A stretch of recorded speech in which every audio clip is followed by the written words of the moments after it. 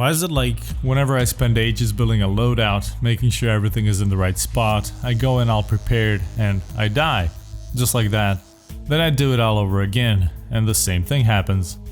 You know, people talk about gear fear all the time. I talk about it, and it's like, when you break it down, it's nothing more than you not wanting to lose something you've invested in, at least not before you earn a lot more than you've initially spent on your gear. So, during the raid, and this is a pretty big part of the whole PvP aspect of EFT, the longer you're alive, you start to feel more relaxed. But for some reason, not until you eliminate at least a few players. Therefore, fewer players have the same chance to eliminate you. And this goes without saying, with each player eliminated, your survival chance increases. And it's only then that both the intensity and anxiety start to wear off. You gain more confidence, you're not as paralyzed anymore, and it's about this time, or should I say, when you see your quote-unquote success in the form of other people's loot, that you just stop caring about what could potentially happen next.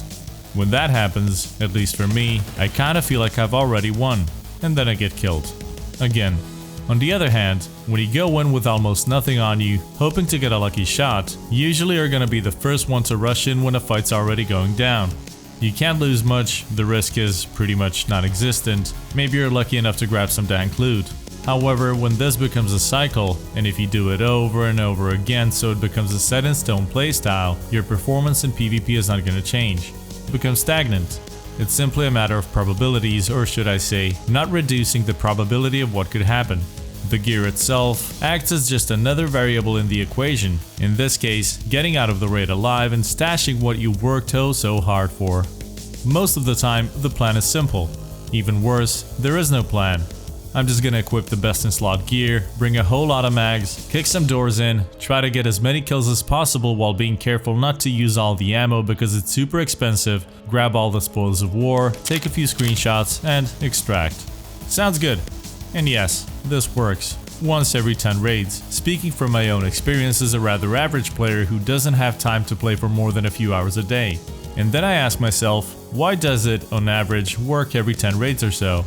I mean, the final tally is 8 player kills, 1 blacked out arm, a whole bunch of loot, and an insane boost of confidence. Well, one guy didn't watch his step. One group member goes down, the alarm bells go off. The other one wants to cover his friend's body, but he doesn't know what he's going up against. For all he knows, there could be up to 5 geared to the teeth monsters that want his loot. So, while his friend tries to provide cover, he goes for a little flank. Too late, you already flanked the flanker. From what you've learned so far, the last guy standing has a Mosin. Easy, right?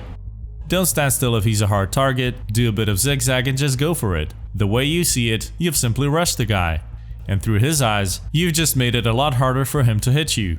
You've shortened the distance, so after each shot he takes, the less time he has to bolt his rifle, aim, and get a successful shot. I mean, it was a good battle, but while you've spent a good 10 minutes sorting through all the loot and organizing your backpack, was there a possibility of another player just tumbling down during the whole thing? Well, that's only one part, and just another variable that can affect the outcome of a so far perfect raid. So in the next one, you go in with the same mindset. You run into another squad, and you can already see the similarity of what groups tend to do. Depending on your positioning and how long the fight is going on for, squads can usually assess the situation pretty quickly and notice you're all alone, all the while calling out what gear you have, identifying your weapon, which is another important thing to know. Only this time, maybe one of them is already assuming you're gonna try to flank, so he pretty much does what you least expect of him. And while you think you're on top of things in the given situation, you get surprise killed by letting your confidence get the best of you. Nothing new, right? Yeah, there might have been a moment during the fight that you've thought about that just one of those guys might be one step ahead, but you know, a few successful raids so far, you're feeling good, and you underestimate the whole situation. 2 minutes later, you're begging Purport to give you a discount. Cause guess what? You took fewer things into consideration than the guy you went up against. And then you start to rewind. What if I had stayed put and let them think I ran away? Maybe they were about to spread out and I could have picked them off one by one. What if I went left instead of right? Counting the mistakes we make is important in whatever it is we want to improve at. However, paying attention to those things and effectively applying them afterwards is what counts the most. So, sometimes it's easier to break it down. It comes down to simple observation and deduction. First and foremost, knowing the maps is of utmost importance. For every new player, what first appears to be a new and exciting experience can rapidly turn into a "I don't know what we're yelling about!" So start with one map and start in offline mode. It's a great way to get familiar with the environment, learn where the extractions are, and get an overall feel of that particular map. And even though this mainly goes for newcomers, it's nothing unusual that more advanced players tend to get outplayed easily. So do the research. There are many spots across all currently available maps that, when you come to know about, will vastly expand your understanding of how PvP in Escape from Tarkov works. And no, it doesn't always have to be a Mexican standoff. See this one time, at gas station, my friend and I both died to a single bullet. The same bullet. Turns out that the spot the guy shot us from was unknown to me. So, take your time and get to know the layouts of different maps. And so should I apparently, because there's always that cheeky spot that can surprise you. I already mentioned that sometimes we don't have a plan as to what we want to get from a raid, but that's not entirely bad. A lot of factors have to go into account when you even try to predict how that particular raid is gonna go. And yeah, from time to time, having a goal besides "I'm just gonna try to get as many kills in gear" can do you good. I mean, overall, that's a decent idea. The more important question is how to get there, how to make it happen. Customs is a great example, especially the boiler spawns. Keep in mind that the spawn locations are still changing from update to update, but regardless, if you're solo, up to 5 other players could potentially spawn in your vicinity. So you're new to the game, you've played this map a few times, you might have even spawned on the boiler side, and not a minute goes by and you already hear gunfire and explosions. And because the game's primary goal is to make you as uncomfortable as possible, you get a bad spawn. One group is rushing from the checkpoint through the hole in the wall and pushes into the warehouse. More shots, so now you know that someone else spawned inside. And say you don't want to get in on that, so you go around into the train car and you start getting shot by a dude camping on top of the extraction bunker. You try to take cover, but he didn't pay attention to his 6, so he gets killed by a single guy with a Mosin. Now, the Mosling is like, hell yeah, I got an AK, and immediately pushes back to shortcut to cut off whomever is left on that side. During all this, the teams from the other side start rolling in, simply because it's taking too long and they got bored of camping the construction site. They grab whatever spawned in the mark room, camp the bridge for a bit, and in the meantime the 2 guys from checkpoint will have moved on, for the sake of this example, to the gas station. The scav bots didn't spawn, so they start getting shot at by the guys camping the bridge. The little shortcut camper kills you because you thought that nobody will be there cause mid-game, and even if you had gone all the way around, yeah, there might have been a better chance of surviving. However, that's the unique part of Tarkov. The more things you take into account, the better. It's exactly why dying a lot will eventually pay off. And seriously though, I don't know a single person that got into this game and had an absolute blast from the get-go. And you're probably not hearing this for the first time, it is like a game of chess. But what about some other stuff that you have to keep an eye out for? Looting, for example. I mean, we all love to loot. But some high loot spots are out in the open, like this box on the roof of a 3-story dorm building. So instead of crouching, as soon as you press F to loot, go prone. Much safer.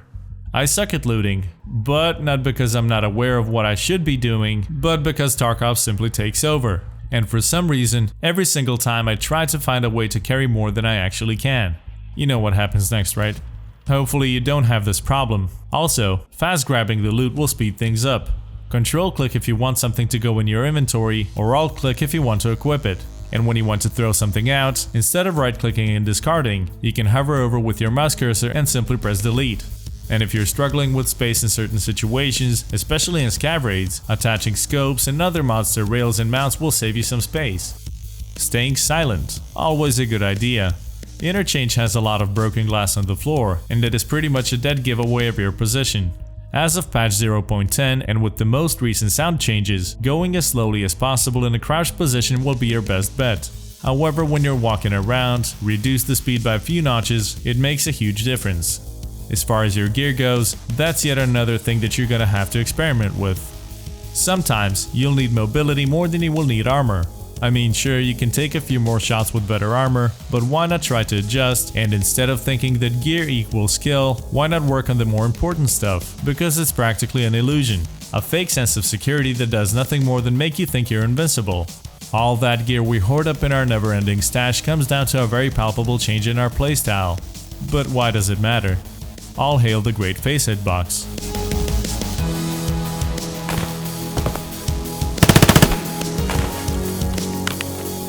Escape from Tarkov is not a flawless game, but it's a game nonetheless. And while we all have our own way of how we play it, every single one of us simply wants to have fun. And there's plenty of that to be found. Sometimes you get lucky, most of the time you rage. And while raging is absolutely fine, necessary even because lag, desync, it's good to stop for a second and think about how you could possibly raise the bar for the whole experience.